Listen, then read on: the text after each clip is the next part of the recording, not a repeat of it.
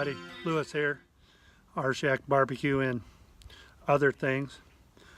Well, tonight I'm going to be using these bad boys behind me. I'm going to do a rack of ribs, but I'm going to hang them. I picked up the Gateway hanging rib rack, and it fits the Weber Smokey Mountain beautifully. So we will give it a try and see what it comes out like. So stay tuned. Regulators. You regulate any stealing of his property. We're damn good too. But you can't be any geek off the street. Gotta be handy with the steel, if you know what I mean. Earn your keep. Regulators!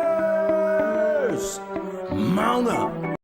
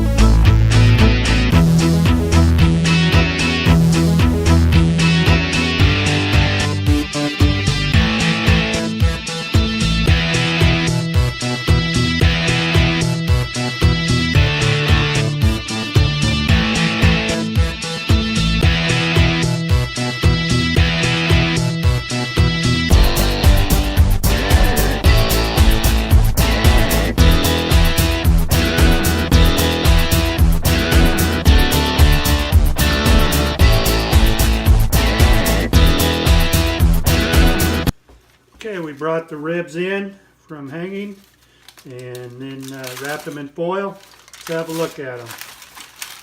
Oh my, look at that color. Beautiful. Perfect. Perfect looking ribs. There's my poker stick, and as you can see, it goes right through it like butter. No, as long as you don't hit a bone, it just goes right through it. Let's cut them up and see what they look like inside.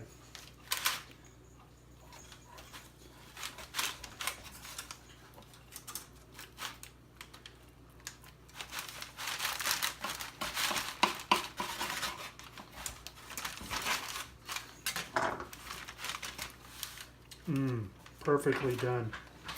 Let's get one cut and taste it.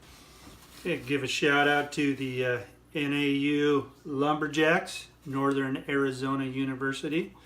It's where my wife graduated from. Alright, let's give this rib a taste. There it is right there. It's looking beautiful. Now I haven't put any barbecue sauce on this. It was just the seasoning. Wow. Perfect bite. It's not pulling off the bone, but you can bite real easy in it. Wow. See that? That was